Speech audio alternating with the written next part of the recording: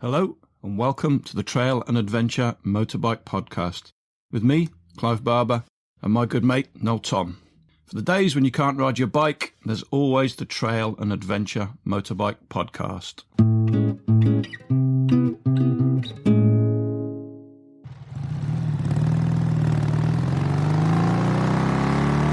Welcome to part 2 of our trip planning podcast. We're back with Greg Villalobos and Paul Jennings. We've also decided that we're going to need a part 3, which is going to focus on some of the kit you're going to need to travel and to ride in and to stay safe. Please let us know what else you'd like us to cover. We're more than happy to jump onto any subject matter you think would be of interest to everybody. Right, let's get on with it. I guess a couple of the big things that affect your planning is where you're going to stay or how you're going to sleep and how you plan to eat as well, because those are two quite big factors. We tend, whenever we go away, we're camping because we can't afford hotels and bed and breakfast and things like that. I'm not camping because I can't afford it. And I'm not saying that because I want to be like, oh, I've got money. I'm saying that because I want to camp. I want to have that rustic experience. I choose to have that experience as opposed to I'm doing it because actually I can't afford to stay in a nicer place. A night of mild discomfort is more adventurous than putting your head on a sumptuous pillow. Yeah. Neither of them are right and neither of them are wrong, I don't think. And there's probably if I think back to trips I've done, I'd like to throw a bit of both in. Never a sumptuous pillow because I can't stand wasting money on expensive hotels, but I'll quite happily stay in a hotel for a night to get everything dried out and cleaned again, as long as I know the next night I'll be back in my tent. Because that's where the fun is, around the campfire. It's like your coffee stops. Yeah, and you don't always get to have a campfire. Sometimes it is a bit grim, but honestly, it's because we don't live in a difficult world at the moment. Everyone has got quite a lot of comfort in my social circle, at least. And I'm fortunate enough to live like that. Like a lot of us are, a lot of people that listen to this will be. And I think stripping that away is kind of quite important. Going back to your caveman mentality. There's got to be an element of that in it, I think. We're all into this thing called adventure motorcycling. If you're going to do it and you're not doing it out of necessity because you don't have other options and you're doing it out of recreation, then surely the adventure experience is all about taking everything you need on your bike, camping and moving on. And anything else that takes you further away from that makes it less adventurous, if that's what you want. Definitely adds to the sense of freedom to it all, doesn't it? Yeah. Bikes and tents go together very well. Bikes and tents and hip flasks. I do remember one day in Europe, we'd been riding for about 8 hours and it just rained for 8 hours.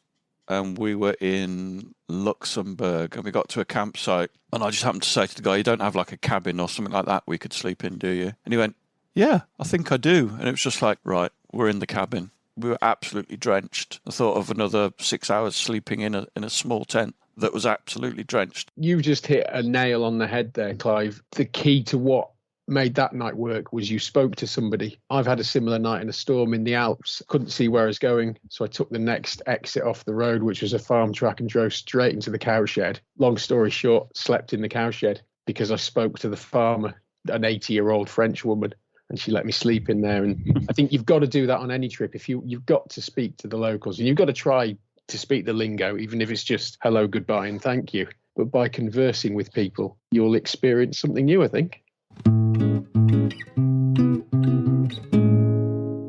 You're going away for a week. What sort of things are you going to be taking with you? What's on your packing list?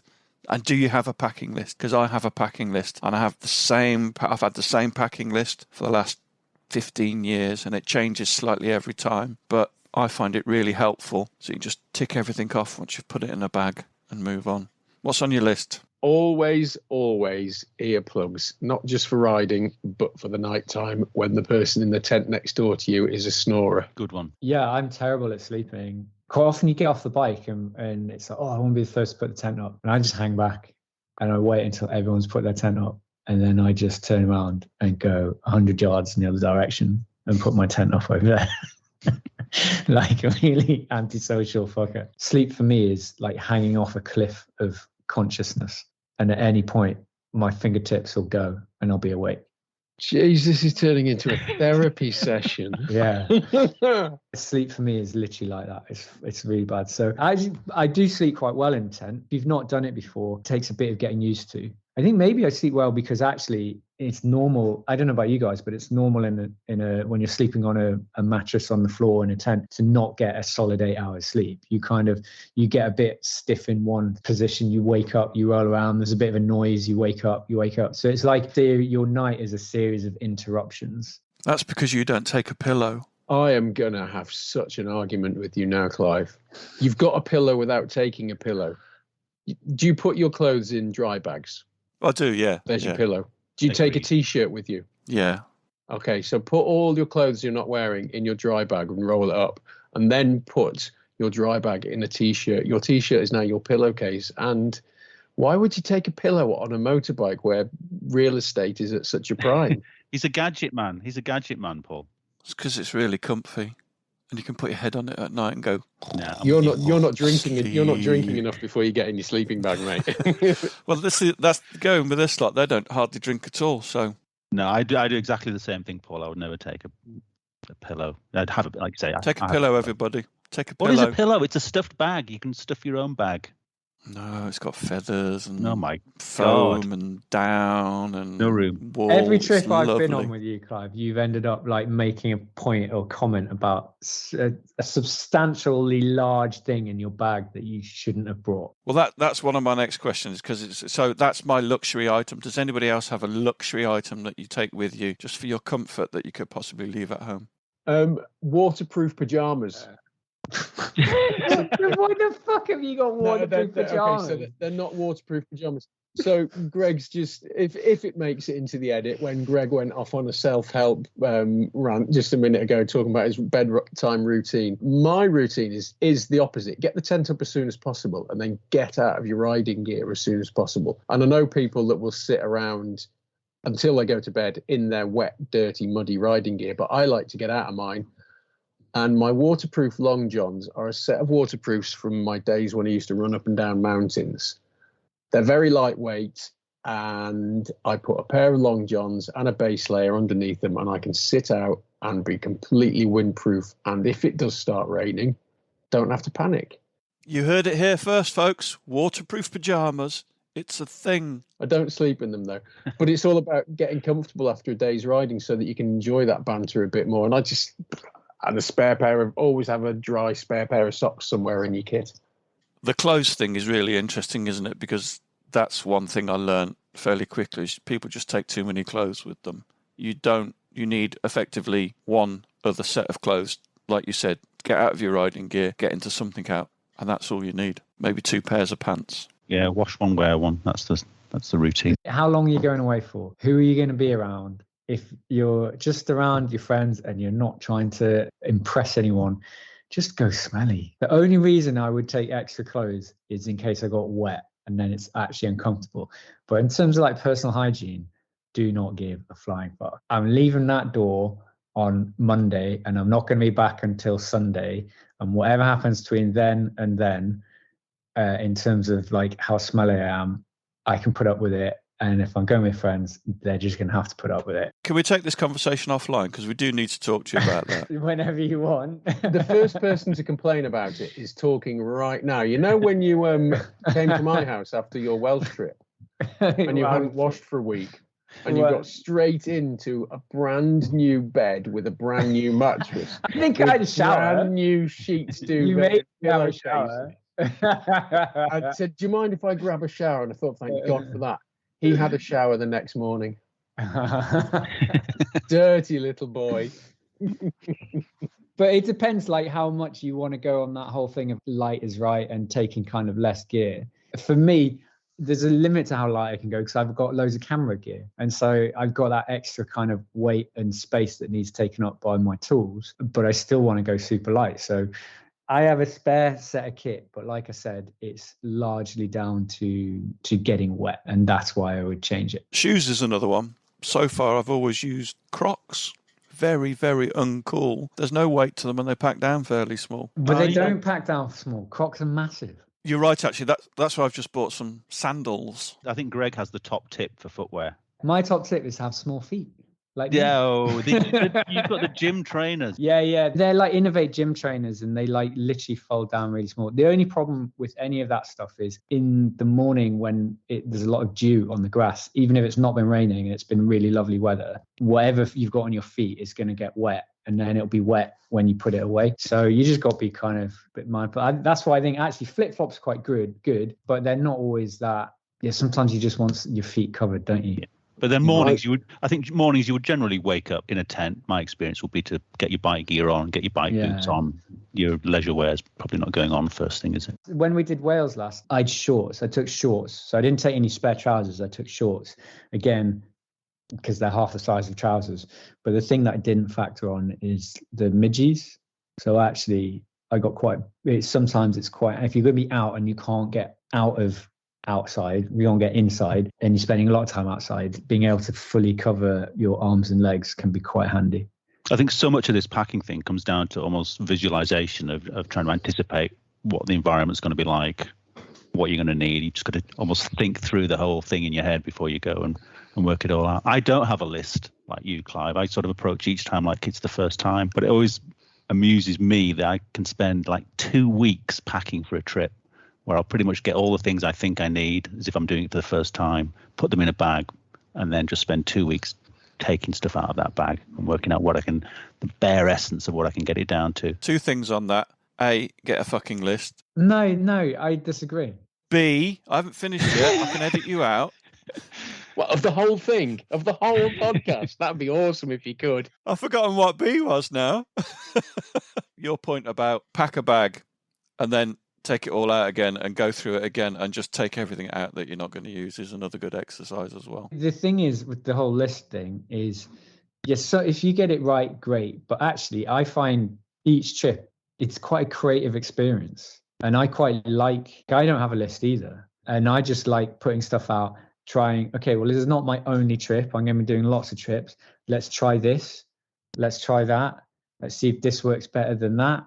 And kind of always be trying to changing it. And there's some stuff that's always kind of, the core stuff might always be there, but largely. No wonder you guys never get anything done. Get a list. No, I agree with all of that. But the list does change for each trip. If you rely on your list, then you just do the same thing every time, and you forget to change your fucking oil on your bike or whatever.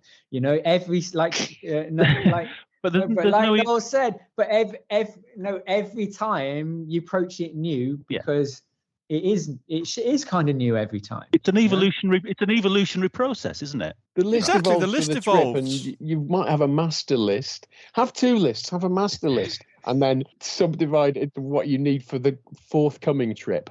Excel, mate. There's all kinds of wizzy with things you can do in there. You can have graphs to represent how often you've actually used something that's on the list. Yeah.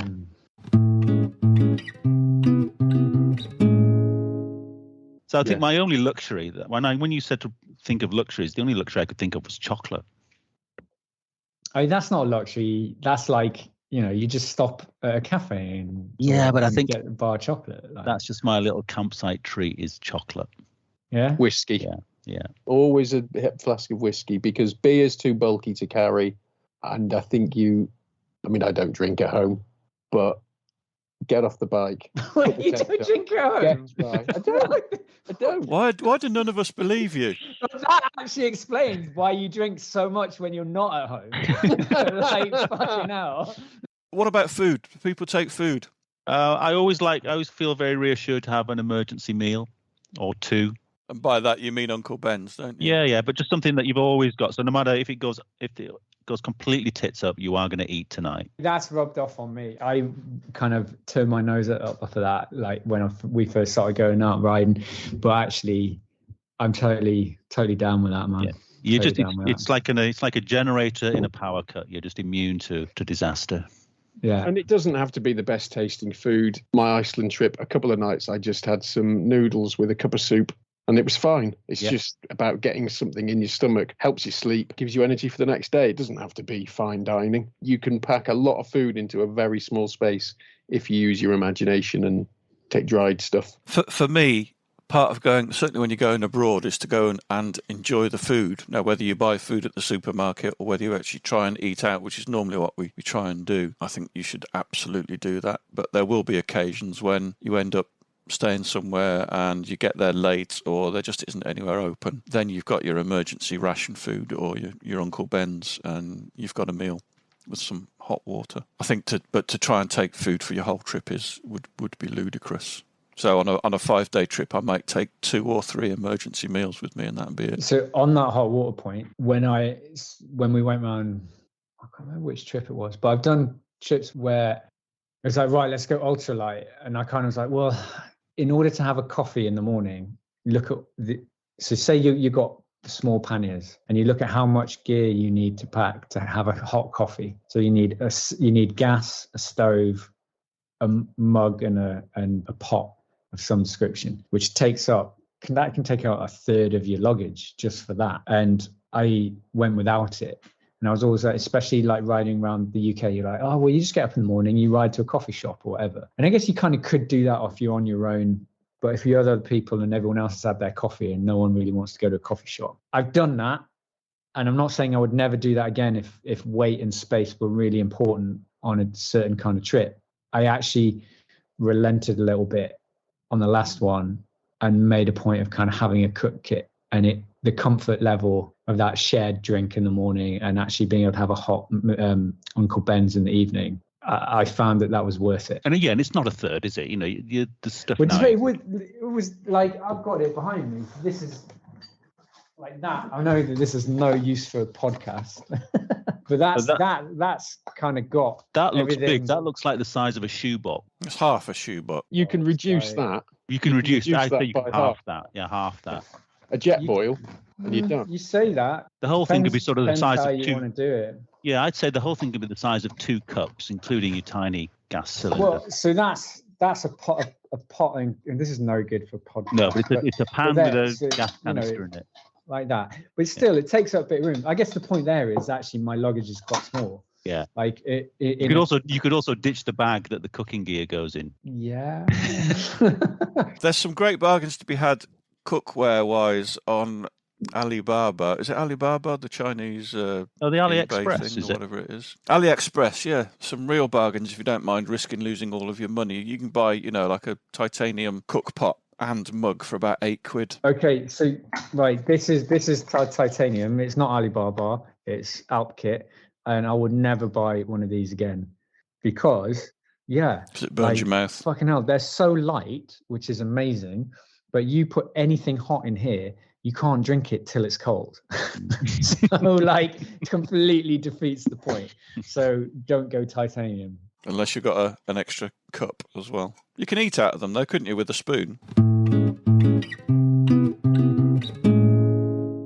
I don't think we really need to talk about bike prep because we did that to death in the beginner's guides. So you'll quite happily talk about bike prep, but not necessarily bike prep.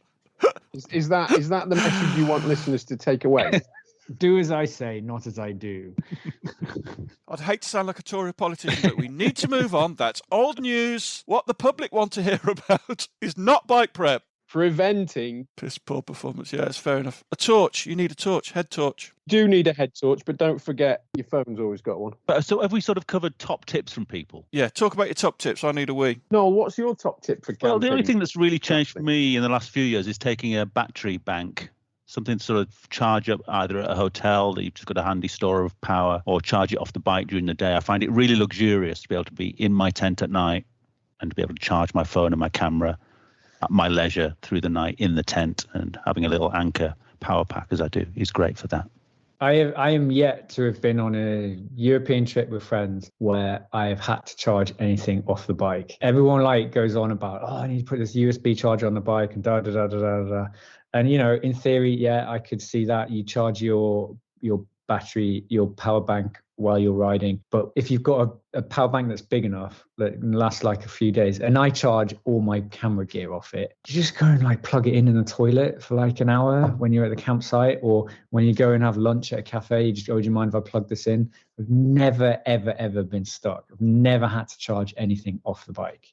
other than my GPS unit, which is always plugged in. So. Yeah, I'd agree with that. I mean, I've got the option to charge it off the bike, but I can't remember a time I have. It's always just been done by stealing electricity from somewhere. It's got to be, for me, it's got to be dry bags. Even if your panniers are supposedly waterproof, still stick everything in a dry bag within your pannier. Is this a compression dry bag as well, or just a dry bag? Yeah, you chuck everything in it and you sit on it to squeeze all the air out, then you roll it up. Yeah, it keeps things neat and tidy and as small as possible, but also for when when I inevitably drop my motorbike in a river, everything's still dry. My other top tip is down sleeping bag. It took me years to discover that down sleeping bags are sort of worth the investment because they just aside from how warm they are, they just go down to absolutely nothing. And so many times you see people's sleeping bags that just fill up a pannier, and it just doesn't need to be like that. They can go down to absolutely nothing.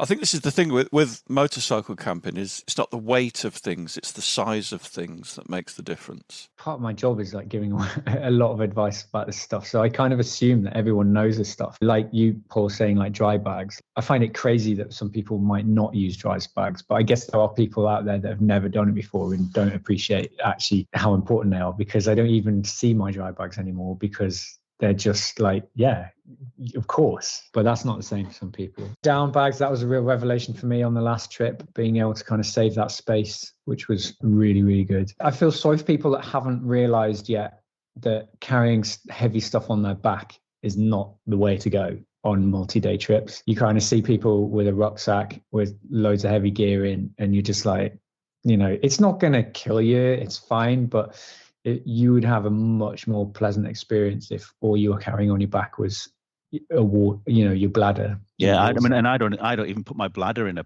rucksack anymore. Yeah. I just put the bladder in the luggage and put the pipe sticking out of the luggage so I can still get access to it without opening the pipe. It makes a massive difference having the weight off your back, and I know from experience because I've done it heavy before, and it's much more. Yeah, you get much less fatigued by having less on your body. That's an interesting point you mentioned your bladder, Noel, because I noticed on the last trip, after all these years, that your only water carrier is your bladder. Yeah, I gave everyone a really hard time for buying bloody plastic bottles all the time when they could just fill up a bladder from a garage water supply.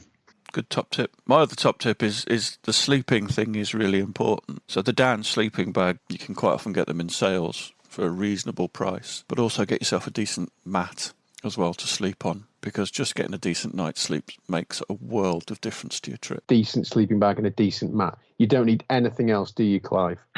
Apart from a pillow. Luxury item. My pillow folds up smaller than Noel's bar of chocolate. Fuck the tent. You don't need a tent. You don't if you've got a tarp. And knows where and when you're going. Can I just ask a question about a tarp, Paul? Do you ever... I always wonder how you stop water. If it rains like crazy, how do you eliminate the risk of sort of water just running right under your bed? You're getting into geology now, aren't you? You don't. You don't. I hope you hadn't noticed. So what is it? Do you just take a chance? You must look at the lie of the land. How many times have you slept under a tarp? Well, being as we're such authorities, because we're making a podcast, 3 nights, 3 times, 3 nights. 2 of those were in torrential rain, and there was enough grass and enough soil underneath to soak it all up. But I think, if you were doing it in the middle of the winter and the ground was saturated and it started raining, you'd be pretty miserable, wouldn't you? And it depends where you're going to go as well. If you go into Spain in the summer, chances are... Austin Vince, watch his videos and you get 6 people sleeping. He never uses a tent, does he? Yeah, but it's fine if you go and spend or somewhere in the Pyrenees. Anyway, I'm in no great rush to be sleeping next to 3 other snoring men under a tarp. I just need to be on my own. Come on, Greg. Come on. No, look, the whole point of traveling for me is to be around people, but hanging on by my fingernails, I might as well just grease them up with fucking Vaseline and slip down the cliff face of sleep. Oh, Vaseline, that's my other luxury. Where you were going with that.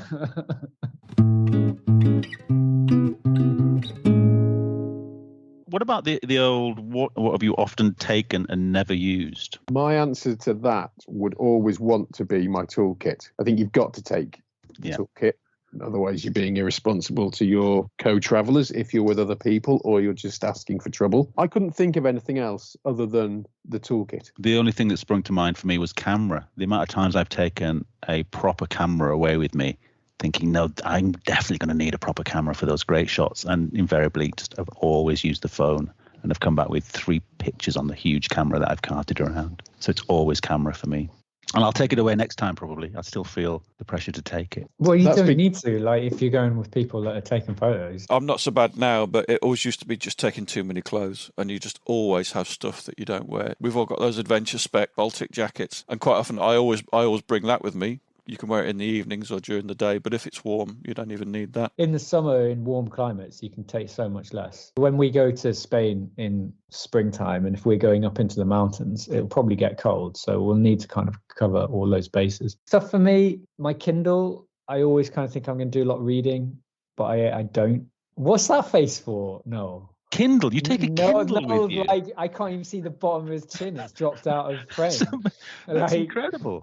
I take my Kindle too. That's what gets me to sleep at night normally. I set it up by the side of my head on a little A-frame thing, and I can read and I'll just fall asleep reading. I've stopped taking that now. And then I do confess that when we did our Northern Europe trip, so I've got the KTM and it hasn't got a key to it. So I had a small bicycle lock, which I took, which I didn't use, which surprised me, but we were never away from the bikes. All you really need to do in terms of security is make sure that someone else's bike is more nickable than yours, basically.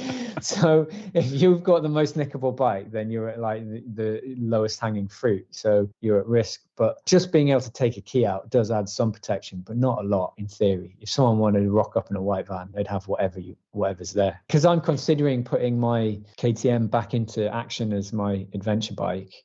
And I'm kind of thinking about putting an ignition barrel on it. I don't know if it's just like false security. I don't know. Depends what kind of trip it is. You know, if you're going to go somewhere and lock it up and go into a city to kind of have a little wander around and have some food and be away from the bikes, then you kind of...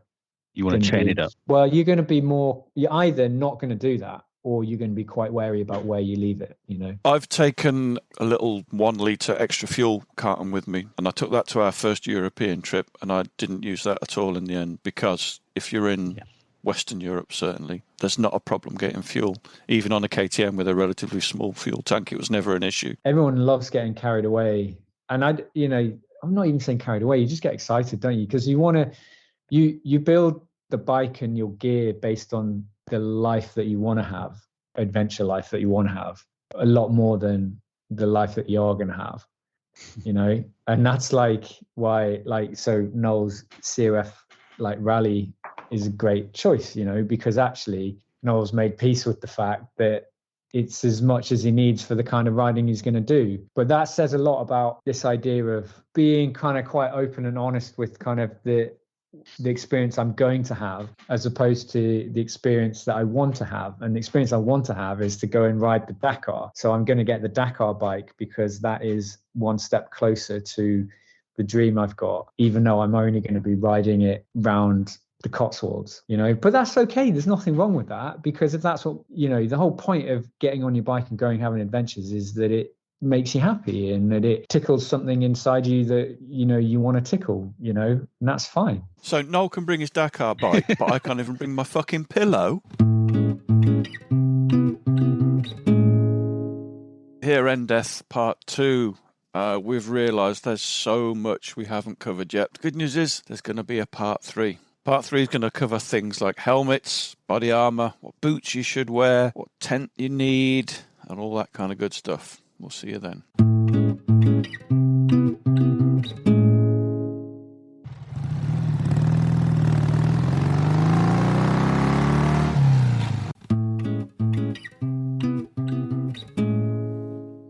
Thanks for listening. We really appreciate your support. Don't forget you can follow us on Facebook and Instagram. And if you really appreciate what we do, you could consider supporting us on Patreon or buy us a coffee. Links are available on our website, which is tampodcast.com, tampodcast.com, where we also have a limited selection of branded stuff. But either way, please keep listening and spreading the word. See you next time.